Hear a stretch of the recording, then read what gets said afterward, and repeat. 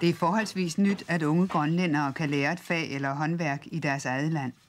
Tidligere skulle de altid til Danmark, hvis de skulle have en uddannelse efter folkeskolen. Her er det EFG-elever, der er i gang på Bygge- og Anlægsskolen i Holsteinsborg. Men der er også en metalfagskole i Godthåb, en skipperskole i Frederikshåb og et socialpædagogisk seminarium i Godthåb. Bygge- og Anlægsskolen er opført for EF-penge, og alle skolerne drives delvist for EF-midler. Denne skole får 55% af sine udgifter fra EF's Socialfond, og det påvirker i hvert fald nogle af eleverne. Jeg tror, det er bedst, at det bliver. Hvorfor? Det er det, pengene de kommer fra. Spiller det med erhvervsuddannelsen, muligheden for at få en uddannelse, den afgørende rolle for dig i den sag? Ja. Mener du, at Grønland skal forblive som medlem af EF? Jeg er ikke imod EF, fordi Grønland har gavn af det. Der er plads til 170 elever her på Bygge- og Anlægsskolen. De kommer til Holsteinsborg fra hele Grønland, også fra østkysten, så de kan altså sagtens have nogle 1000 kilometer hjem, selvom de bliver uddannet i deres eget land. Men de, der ikke er plads til her, har det ikke nemmere. De sendes nemlig til uddannelse i Danmark. Og blandt EF-tilhængerne er der frygt for, at det vil blive nødvendigt at sende endnu flere til Danmark, hvis Grønland melder sig ud og dermed mister støtten. De grønlandske elevers uddannelse er også mere fleksibel end danske EFG-elevers. Den er i høj grad tilpasset grønlandske forhold, og derfor har de elever, der uddannes her, et fortrin for deres kammerater, som må til Danmark. Eleverne her skal jo gerne i løbet af få år overtage alt det arbejde, som i øjeblikket udføres af udsendte danskere. Der er fortsat 9.000 udsendte i Grønland.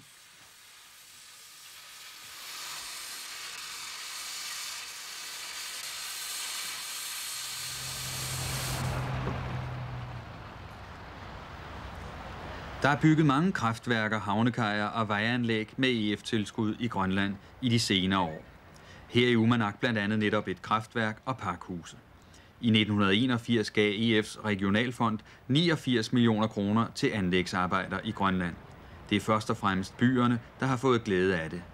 Nogle af Grønlands kommunale folkevalgte mener, det bliver svært at undvære de penge. Andre tror, de kan skaffe dem af anden vej. Men hvordan var det for eksempel gået i Uummannaq uden EF-tilskud, havde anlægsarbejderne så ikke været der? Ja, det har været svært i hvert fald at få den.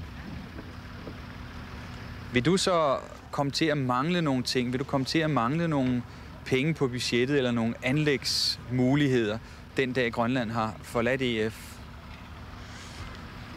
Nej, sådan kan jeg ikke sige. Men vi har jo nu en hel del nu. Og jeg tror jo også på den måde, at så længe vi er med i EF, så skal vi også have den med. Men så må vi jo finde en anden løsning, hvis vi skal lave større ting i fremtiden. Hvor vil I finde pengene hen af, hvis tilskuddene fra fællesmarkedet falder på? Det må vi undersøge nærmere, for det skal løses, og vi må finde en anden udvej. Tror du, at levestandarden vil gå ned, hvis I melder jer ud af EF? Ja, det er jeg meget bange for. Vores levestandard er god i dag, ikke mindst fordi vi har en god social lovgivning. Hvis vi melder os ud, så er jeg bange for, at levestandarden vil falde, og dermed også vil være meget mærkbart, især for ungdommen, fordi det er kun vant til. Altså det at vokse op i disse forhold. Men for mit vedkommende, vokser jeg op i helt andre forhold. Jeg kunne måske nok bedre indstille mig på det. Det forhold, der eventuelt vil blive. Men jeg er bange for, at mine børn kan have det meget svært ved det. Findes der en sådan velstand i det grønlandske samfund, at man kan finde de penge, der måske falder væk fra EF? Det mener jeg ikke. Vi er rigere end så mange mennesker i Danmark. Svært imod, det mener jeg, at man kan læse i det Danmarks statistik, hvordan for eksempel økonomiske baggrund, hvor mange familier, både for hjemmehørende og ikke hjemmehørende, ser ud. Og tallene taler for sig selv. Men når vi har bedt om at få vores større selvstændighed, det vil vi også, at vi skal betale det. Og det hører med, at når man selv gerne vil bestemme sine egne anliggender, så skal man også ofre noget. Og her har vi også noget af det her økonomi, det må vi tage med. Er det en skatteforhøjelse eller nye indtægter, der skal finansiere det? Det er nye indtægter, og selvfølgelig også det kan blive nødvendigt, også fra høje skatten. Hvad sker der, hvis regionalfondsmidlerne falder bort? Ja, hvis det falder bort, så må vi retardere anlægsarbejdet, og vi vil ikke få tilstrækkeligt med boliger, med børneinstitutioner, med skoler, og det har vi ikke råd til at retardere. Hvad vil der ske, hvis Socialfondens midler falder bort? Halvdelen af vores udgifter til erhvervsuddannelsen betaler vi fra Socialfonden. Og det er klart, at erhvervsuddannelsen må blive halveret, hvis vi ikke skal hente kompenserende indtægter fra vores beskatning. Og det bliver en stor byrde for borgerne. Det vi forstår ved borgerlige partier findes ikke i Grønland. Siumut, leder af hjemmestyret og anti-EF, ligger nærmest SF, hvis man skal sammenligne med danske forhold. Oppositionspartiet Atassut plejer at sammenligne sig med Socialdemokratiet. Men derudover findes der et tredje parti yderst på venstrefløjen. Det er stærkt anti-EF, men selv her tror man ikke, at en udmeldelse af EF vil betyde et farvel til Danmark også.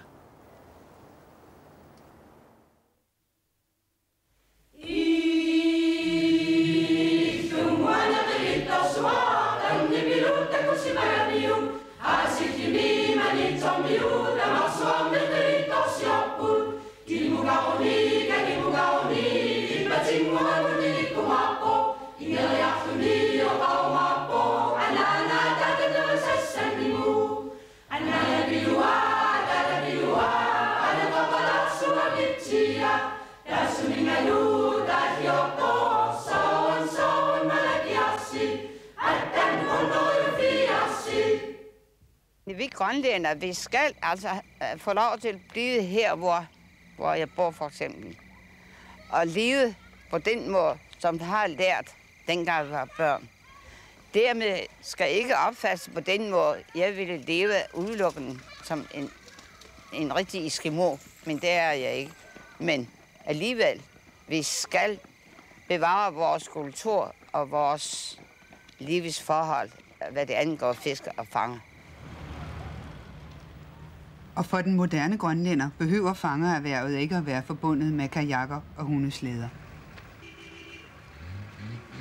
En motorbåd og en taxa går det ud for det samme.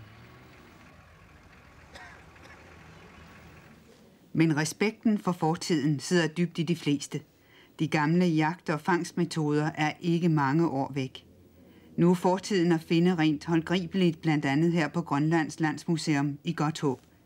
Her findes nogle af de kunstværker, som grønlænderne har været suveræne til at lave gennem årene. Først og fremmest figurer skåret i ben. Blandt andet tubilakker, det lille ulykkesdyr med indbygget trolddomskraft.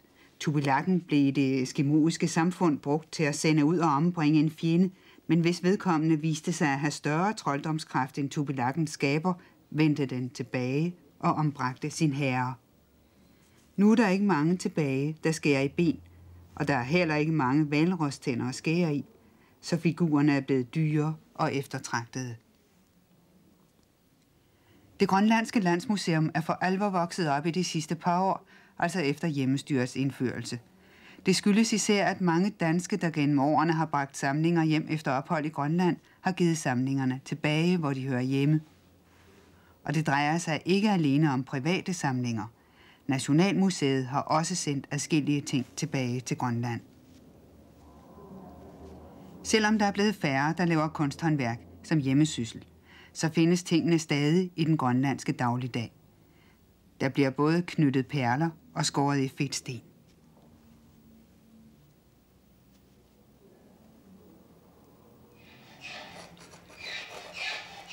Men nu ligger der tit en uddannelse bag. På Kunstskolen i Godthåb har man for eksempel taget fedtstensarbejdet op igen. Fedtstenen findes i rige mængder mange steder i Grønland, og figurerne er meget eftertragtede af besøgende. Skulle Grønland engang blive et turistmål, det er muligt at besøge for en overkommelig pris, så vil fedtstensarbejderne komme til at gå som varmt brød.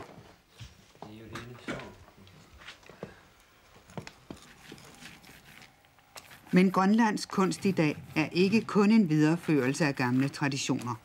Her på Kunstskolen, eller Grafisk Værksted, som det hed tidligere, der undervises der også i tegning i linoleumstryk og lignende. Men det er de nationale strømninger, naturen og den grønlandske tradition, der præger alt, hvad der bliver lavet på skolen. Og hele tanken bag den er også, at det i hjemmestyrets første år er vigtigt, at den grønlandske kunst bliver, som det hedder, dyrket, respekteret og fastholdt.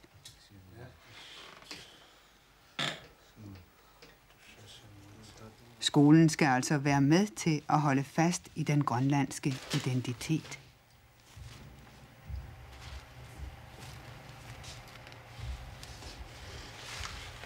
I Grønlands udvikling igennem årene, der har der selvfølgelig været kulturelle aktiviteter, men ikke i den grad, som vi bestræber os på i dag.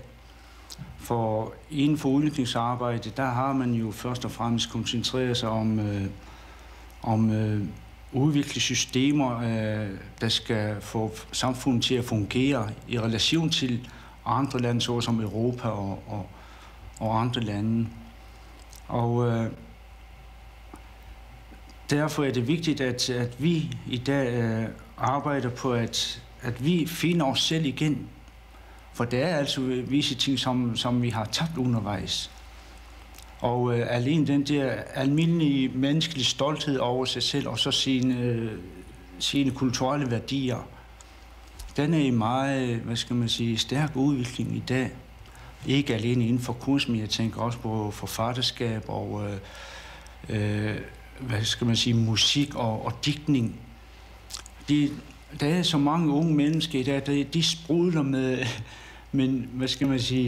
med glæde og udtrykker, hvordan de føler i livet i dag. Og noget af det, de unge sprudler med, kommer på tryk. I dette lille gamle hus ved kolonihavnen i Godthåb findes et bogforlag, der i forhold til befolkningsgrundlaget må være verdens største. Det grønlandske forlag driver en boghandel i Godthåb. Det er jo en af de største inden for det danske rige, og indtil for nylig var det Grønlands eneste. Den er med til at holde forlaget oppe økonomisk. Det kører uden tilskud. Formålet med det grønlandske forlag er selvfølgelig først og fremmest at udgive bøger af grønlandske forfattere på grønlandsk. Der udkommer 20-25 bøger om året, skrevet af grønlændere.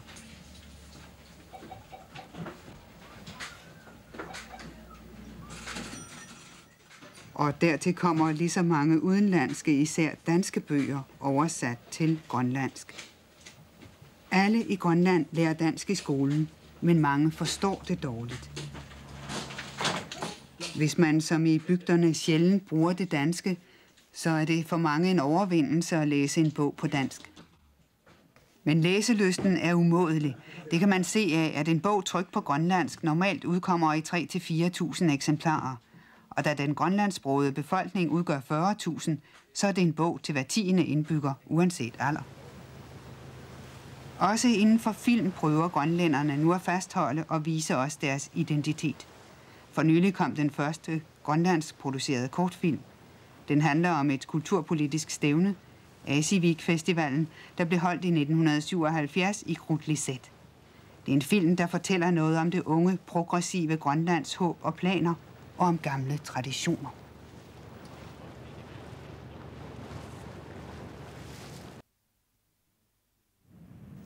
Det kulturelle spring til Strasbourg, til det europæiske parlament, hvor der tales om en fælles europæisk identitet, er meget stort. Ved det direkte parlamentsvalg i 1979 valgtes Finn Lynge fra Grønland til at gøre dette spring sammen med blandt andre 15 medlemmer fra Danmark. Hvis Grønland forlader EF, må Finn Lynge også forlade parlamentet, og det beklager han ikke. Selvom de forskellige politiske grupper med bekymring har fulgt de grønlandske planer om udmeldelse, så mener Lynge ikke, det er noget tab at opgive pladsen i Strasbourg. Det er EF-tilhængerne i Grønland langt fra enige i. De har i valgkampen søgt og fået politisk og praktisk støtte i det parlament, som ifølge Lynge ellers har svært ved at forstå Grønland. De par gange, hvor jeg har gjort mig til talsmand for virkelig typisk grønlandske problemer, det vil sig vedrørende hvalfangst eller sælfangst, eller også den specielle grønlandske fiskeriproblematik, der møder det altså faktisk ingen forståelse. Og der er ikke i EF-parlamentet i nogen udstrækning af betydning overskud til at sætte sig ind i minoriteternes specielle problemstilling. En lang række udviklingslande har særlige samarbejdsaftaler med EF. Det samme har en række oversøiske lande og territorier, der stadig er i samarbejde eller i en slags rigsfællesskab med et af de nuværende medlemslande. Det grønlandske landsstyre og dermed EF-modstanderne i Siumut har fundet, at samarbejdsaftalen med oversøiske lande og territorier er den model, der vil egne sig bedst for et Grønland uden for EF. EF-tilhængerne siger, at indholdet af en sådan aftale er noget ganske usikkert, som ingen kan love noget om i dag.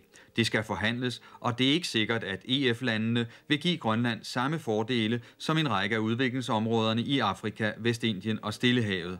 For hverken de nederlandske Antiller eller de britiske Jomfruøer egner sig til sammenligning med Grønland.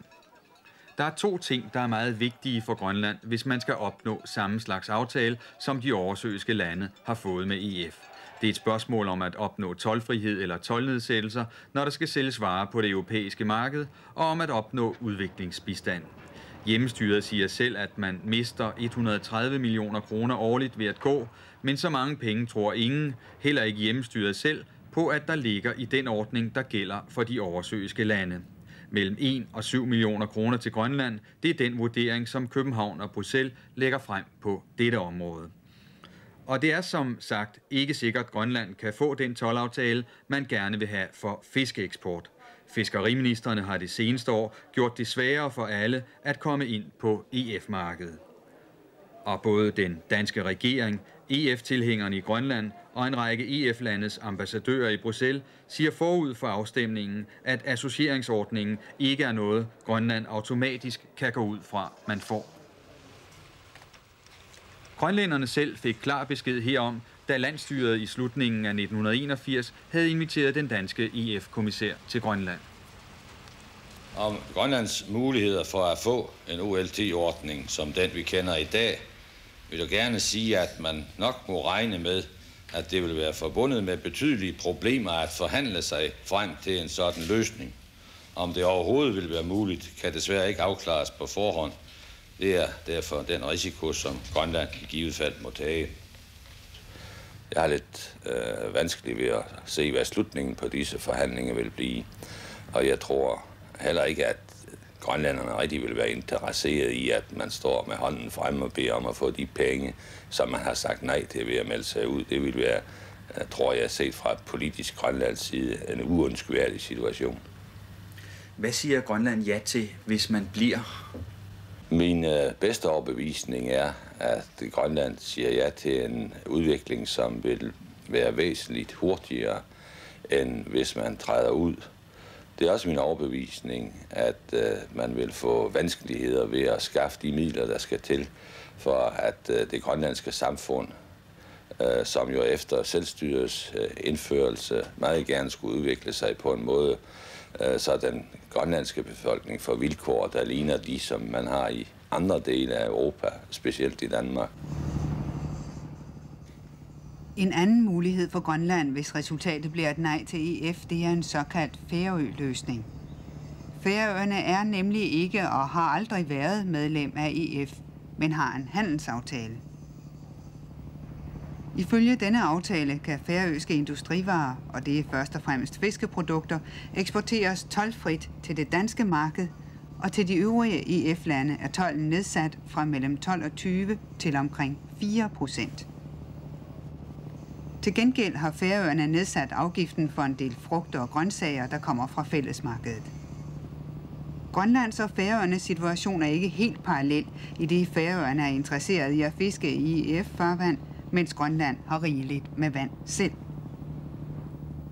Forskellen er også, at Færøerne ikke får finansiel støtte fra EF, men kan Færøerne anbefale Grønland at melde sig ud? Jeg vil ikke give anbefalinger til Grønland i den retning. Jeg mener, at grønlænderne selv må overveje situationen og finde ud af, om de vil blive eller de vil ud af EF. Men Færøerne indgår jo mange aftaler med EF. Kan så små samfund som Færøerne og Grønland klare sig i forhandlingerne med de store, med EF for eksempel? Vi har lavet aftaler med EF igennem de sidste år, og jeg kan da sige, at vi har lavet aftaler, der er væsentligt bedre med andre lande, end de aftaler, vi lavede med EF. Så der er ikke noget bevis for, at færinger ikke kan klare sig uden for EF, tværtimod. Men hvilke fordele har I haft af at stå uden for EF? Som sagt, så synes jeg, at den dårligste behandling, vi har fået overhovedet, det er af EF. Vi får en meget bedre behandling fra andre lande, og de forhandlinger, de bilaterale forhandlinger, kunne vi ikke køre, uden at vi var uden for EF. Hvis vi var inde i EF, så ville det hele gå igennem Bruxelles. På Færøerne har der aldrig været politisk strid om tilhørsforholdet til EF. De politiske partier har været enige om at stå udenfor. Og selvom det i de seneste år er gået nedad for Færøerne økonomisk, så er der ikke stemning for at ændre den holdning. Mener du, at det var rigtigt, at Færøerne ikke gik ind i EF? Ja, det mener jeg absolut. For vi er mere fredstillede nu, hvad vi gør. Og det har vist sig, at i vores øjne, der forstår EF ikke så meget de små samfund, som vi synes, de burde gøre. Nu er det jo muligt, at Grønland melder sig ud af EF. Tror du, I vil få et nærmere samarbejde med Grønland, hvis de melder sig ud? Ja, det tror jeg absolut. Vi bliver nærmere knyttet til hinanden, og vi kommer til at finde meget sammen, vil jeg tro. Fordi at vi har så meget erfaring inden for fiskeriet, som de måske ikke har. De er lidt unge nu i fiskeriet uden for skærene, som man siger. Der er også et samarbejde, der går den anden vej, altså vestpå fra Grønland, imod Canada og Alaska. Og det samarbejde eksisterer allerede i høj grad i praksis. Denne kanadiske film viser inuitter på vej til Inuit Circumpolar Conference i Barrow i Alaska. Inuit er den oprindelige befolkning i de arktiske områder, altså det vi plejer at kalde eskimoer. De har indledt et samarbejde på tværs af landegrænser, og denne konference er kun en af flere, de har holdt for at drøfte deres fælles historie og kulturelle arv. Det har for eksempel vist sig, at visse dialekter i det grønlandske sprog kan tales og forstås af folk i Canada og Alaska.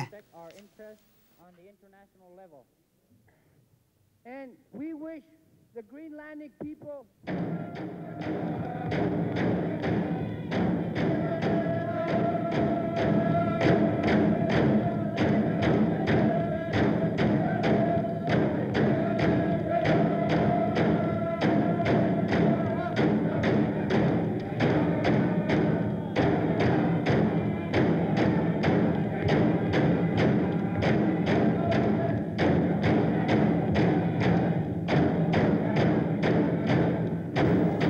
Organisationens formål er først og fremmest at værne om den kultur, de ressourcer og naturrigdomme, der er i de arktiske egne. Men inuiternes præsident, der er grønlænder, mener, at samarbejdet skal gå videre. Naturligvis er det en vis form for modvægt til den tætte tilknytning, vi har for Grønlands vedkommende til Danmark og til Europa. Fordi vi føler os meget mere naturligt hjemme i dette samarbejde med vores stammefrænder i Alaska og Canada, inden vi gør et samarbejde med Danmark, trods familieforbindelser osv., og specielt i et samarbejde med det øvrige Europa. Skal det her også være et økonomisk samarbejde?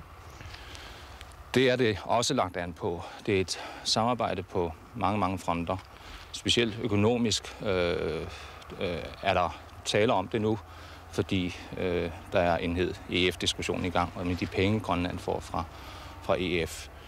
Vi har meget rige stammefrænder, specielt i Alaska, hvor de cirka 100 millioner kroner, vi får fra EF, er et latterligt lille beløb.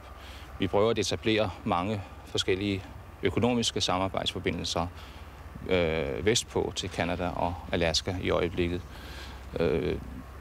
Det kan så formentlig være et af alternativerne til de penge, vi får fra Europa. Og så skal vi tilbage til Inuit Sangforeningen i Godthåb. Koret synger en grønlandsk vrøvlevise.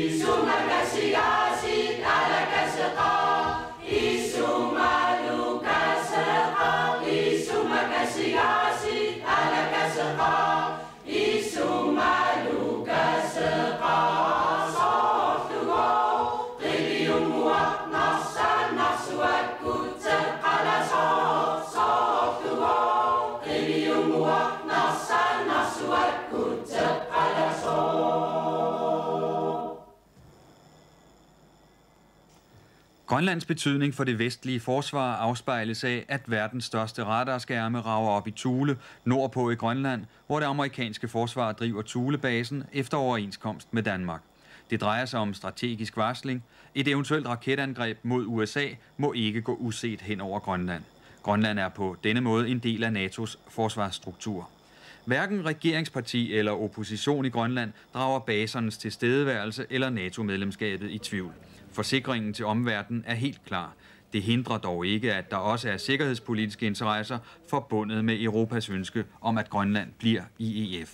På tomandshånd og med kameraet i stå siger EF-politikerne i flere lande, at jo tættere Grønland er med i den europæiske familie, jo mere sikker er man i den sag, som virkelig betyder noget. Sikkerhed og forsvar. Vi spurgte i NATO-hovedkvarteret, hvad Grønland i dag betyder for den vestlige forsvarsalliance. Den strategiske varsling har vel i første rekke kanskje vært et kanadisk og amerikansk behov i større grad enn NATO. Mens den maritime side av saken i høy grad berører vitale interesser i alliansen. Jeg tenker da med Grønlands geografiske beliggenhet. Hvilken interesse viser Sovjetunionen i øjeblikket for det nordatlantiske område?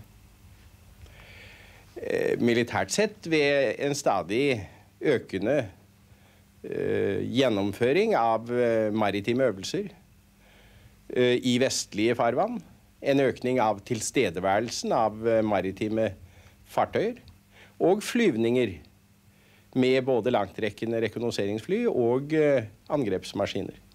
Tror de, at Sovjetunionen er militære eller af efterretningsmæssige årsager ville være interesseret i for eksempel at få fiskerirettigheder mellem Island og Grønland eller i nærheden af Grønland?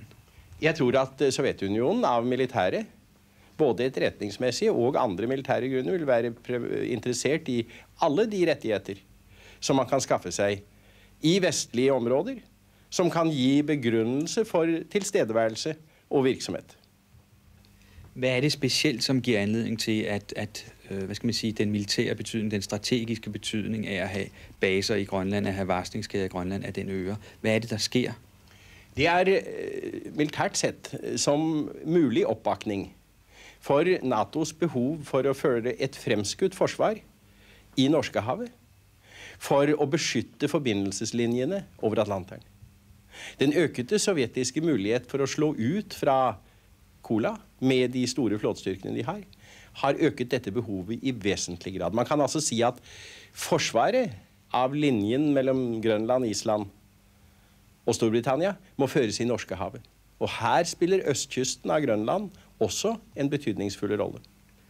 Dernest spiller de samme anleggene og mulighetene på Grønland en rolle for å støtte og eventuelt direkte gjennomføre overføring av forsterkninger fra det nordamerikanske kontinent til Norge og til Danmark i en krigssituation.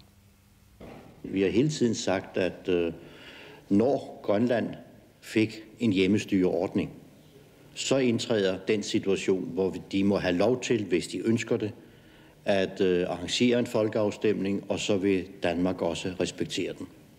Synes du, det er en god idé, hvis Grønland melder sig ud? Nej. Jeg synes, det bedste det er, at man bliver i de europæiske fællesskaber. Jeg kan godt se, at når man ligger så langt væk fra det europæiske, så kan man have nogle tanker om, at det kommer ikke en ved. Men jeg synes, det er bedst for Grønland, og jeg vil håbe, at Grønland forbliver i EF. Og vi mener også, at det for rigsfællesskabet er det bedste, at denne del af Danmark, selvom det er hjemmestyreordning, alligevel forbliver i EF. Du har sagt i en åbningsredegørelse, at Danmark ikke vil bidrage med de penge, som Grønland mister fra fællesskaberne, hvis man melder sig ud. Er det et standpunkt, der kan holde, hvis Grønland går? Ja, jeg mener da, det er rimeligt at sige, at den form for støtte, vi hidtil har ydet Grønland, og den er jo meget betydelig, den vil vi fortsætte med at yde, og det var den, vi ydede, om jeg så må sige, før man blev medlem, eller vi i fællesskab blev medlem af EF. Og fordi man så i den periode, man har været medlem af EF, har fået nogle ekstra støtteordninger, dem kan vi ikke, Danmark som sådan, være forpligtet af. Er det helt givet, at et grønlandsk ønske om udmeldelse vil blive præsenteret i Bruxelles?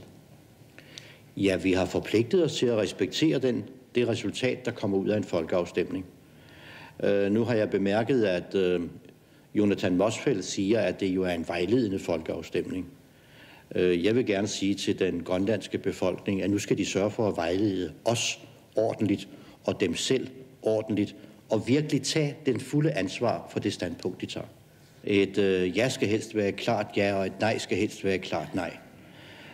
Den situation, der kan opstå, hvis det næsten balancerer, den mener jeg ikke, at man kan sidde og tage totalt og i alle henseender højde for nu. Men Danmarks absolutte udgangspunkt for en vurdering af det er, at et ja er et ja, og et nej er et nej. Også selvom det måtte blive knebent.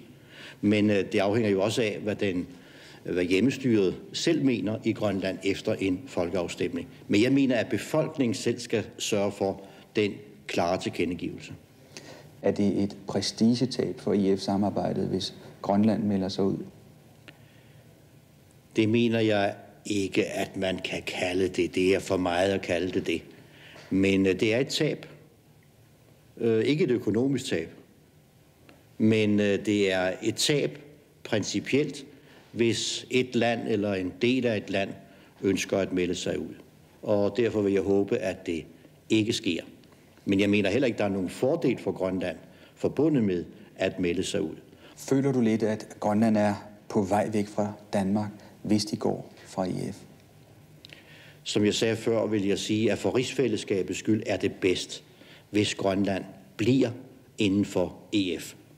Men derfra så til at sige, at hvis de melder sig ud, så er man på vej ud af Danmark, det mener jeg dog ikke, man kan drage den slutning.